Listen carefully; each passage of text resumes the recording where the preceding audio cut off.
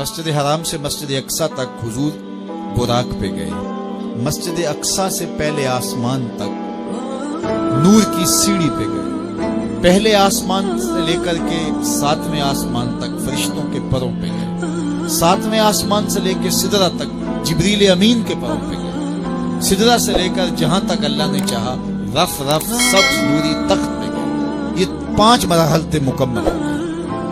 اب آواز آئی ادن منی یا احمد، تو محبوب کریم نے قدم اٹھایا.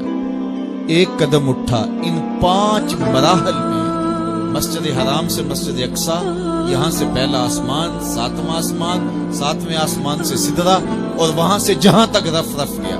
ان 5 مراحل میں ٹوٹل جتنا فاصلہ طے ہوا تھا، ایک قدم میں اتنا فاصلہ تھا. یہ میرے حضور کی رفتار کا عالم ہے. اللہ اکبر. پھر آواز آئی، محبوب آگے بڑھی. حضور نے پھر قدم اٹھایا. تو 5 مراحل اور 5 مراحل کے برابر ایک قدم. ان 6 مرحلوں میں جتنا فاصلہ طے ہوا تھا، ایک قدم میں اتنا فاصلہ تھا. آواز آتی گئی، قدم اٹھتے گئے. بڑا محمد کری ہو احمد، قریب آ سرور ممجد. نثار جاؤں وہ کیا ندا تھی، وہ کیا سما تھا، وہ کیا مزے تھے. اٹھے جو کسرے دنا کے پردے، کوئی خبر دے تو کیا خبر دے. وہ کیا لمحے تھے، کوئی تھا ہی نہیں وہاں، کوئی کیا بتائے. ثم دنا فتدلا. اللہ اکبر. پھر وہ قریب ہوا اور قریب ہوا. اب وہ قربت کا کیا عالم تھا. کوئی پیمانے نہیں ہیں ہمارے پاس، کوئی زاویے نہیں ہیں کہ جن سے اس قربت کو بیان کیا جا سکے. میرے رب نے خود بیان کیا، فکان قاب قوسین او ادنی. کہا کہ کیسی قربت ہوئی جس طرح 2 کمانیں ملتی ہیں. اب 2 کمانوں کے ملنے کا کیا مطلب. حضرت امام جلال الدین سیوطی علیہ رحمہ نے فرمایا کہ یہ محاورہ عرب کے مطابق بیان کیا گیا. محاورہ عرب کیا تھا کہ جب 2 سردار قوموں کے آپس میں صلح کرتے تو اپنی محبت کا، اپنی صلح کا اعلان اس طرح کرتے کہ کھلے میدان میں آتے اور اپنی اپنی کمانیں لے کر کے ان کو جوڑتے.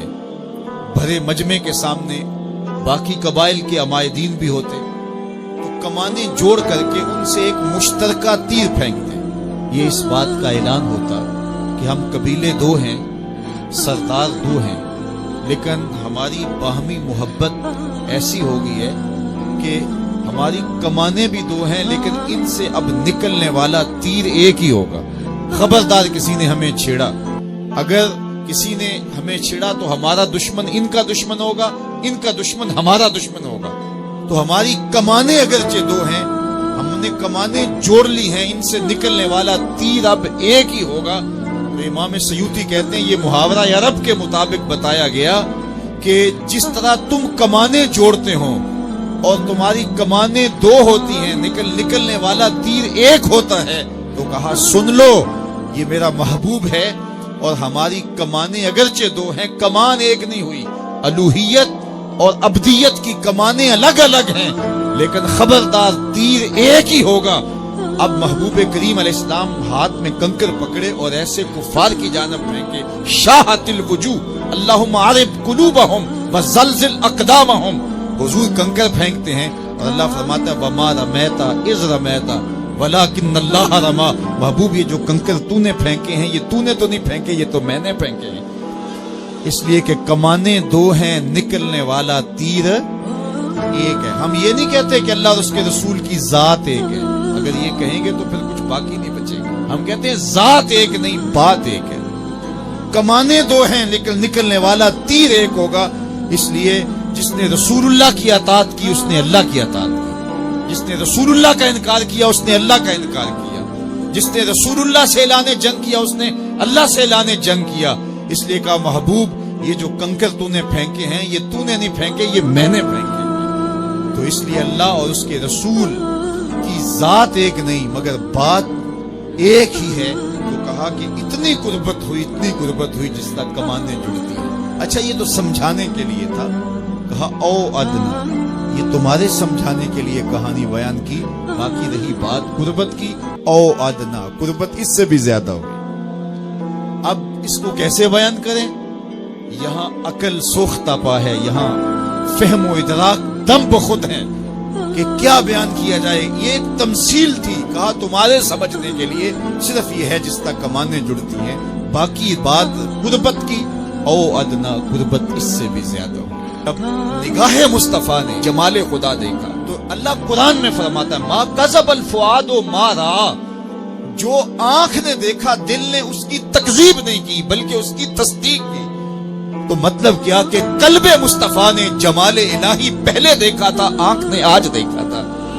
تو آنکھ نے دل سے پوچھا یہ وہی ہے جو درد بن کے دل میں رہتا تھا، جس کی تمنائیں بے تاب رہتی تھی، جس کے لیے راتوں کے رت جگے تھے، جس کے لیے سحری کے سجدے تھے، جس کے لیے خلوت میں توبہ کے آنسو تھے. کیا یہ وہی ہے؟ جب دل سے آنکھ نے پوچھا تو دل پکار اٹھا ہاں یہ وہی ہے. یہاں ایک جملہ کہنا چاہتا ہوں، جو دل میں رہتا ہو وہ آنکھوں میں آ جائے، اسے تو معراج کہتے ہیں. جو دل میں رہتا ہو وہ آنکھوں میں آ جائے، اسے ہی تو معراج کہتے ہیں. ما کذب الفؤاد ما رأى، جو آنکھ نے دیکھا دل نے اس کی تصدیق کی، اس کی تکذیب نہیں کی. مطلب کیا دل نے پہلے ہی دیکھا تھا، آنکھ نے آج دیکھا. اللہ اکبر. ایسا ہو سکتا ہے کہ آنکھ نہ دیکھے دل پہلے دیکھ لے. قبر میں سوال ہوتا ہے من ربو کا ما دینو، تیرا رب کون ہے، تیرا دین کیا ہے. پھر حضور علیہ السلام جلوہ فراز ہوتے ہیں تو پوچھا جاتا ہے ما کنت تقول فی ھذا الرجل. تو ابو جہل کیا کہتا ہے ہاتھ لا ادری، ہائے افسوس میں تو نہیں پہچانتا یہ کون.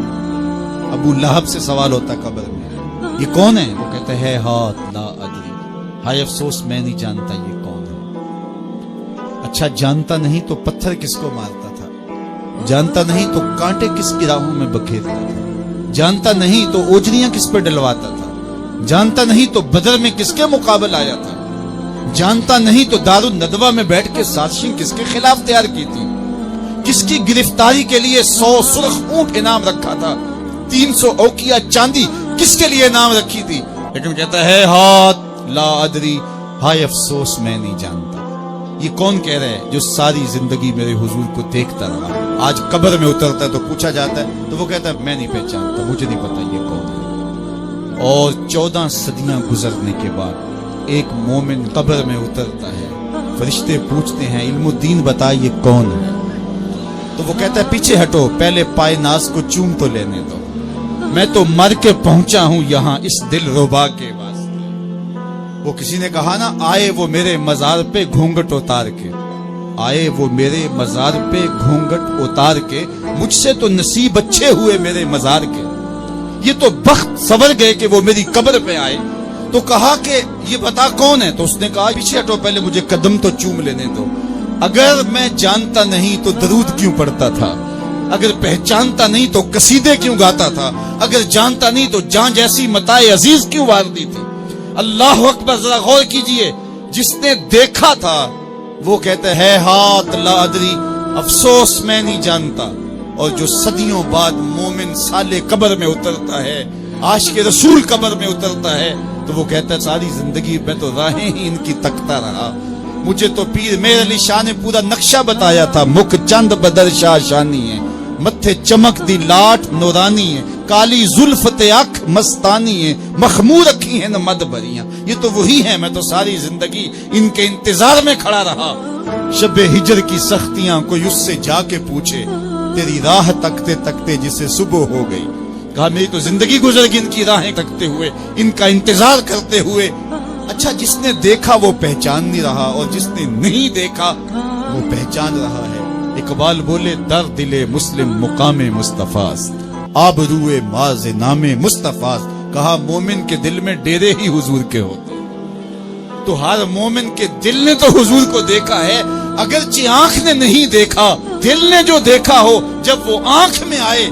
یہی تو پھر بانک پن ہے زندگی کا، یہی تو عروج ہے، یہی تو معراج زندگی ہے. اس لیے قلب مصطفیٰ نے تو پہلے دیکھا تھا، آنکھ نے آج دیکھا. آنکھ نے دل سے پوچھا کیا یہ وہی ہے. ما کذب الفؤاد ما رأى. اللہ قرآن میں فرماتا ہے جو آنکھ نے دیکھا دل نے اس کی تکذیب نہیں کی. ذرا آگے بات کیجئے. افاتمارونہ علی ما یری. کہا تم اس بات پہ بحث کر رہے ہو کہ اس نے اسے دیکھا کہ نہ دیکھا؟ وَلَقَدْ رَآهُ نَزْلَةً أُخْرَىٰ، اللہ فرماتا ہے ایک بار نہیں 2 بار دیکھا۔ سورۃ النجم کے اندر بھی فَأَوْحَىٰ إِلَىٰ عَبْدِهِ، اس نے اپنے عبد سے بات کی، اور وہاں بھی دیکھیے سبحان الذی اسریٰ بعبدہ، یہاں بھی عبد کا لفظ بولا گیا۔ یہ اس لیے کہ اتنی قربتیں نصیب ہوئی تو کوئی وہم میں مبتلا نہ ہو جائے۔ جس طرح نصارہ نے حضرت عیسیٰ کی عظمتوں کو دیکھ کر کے انہیں ابن اللہ کہہ دیا، تو یہاں کوئی اشتباہ کا شکار نہ ہو جائے۔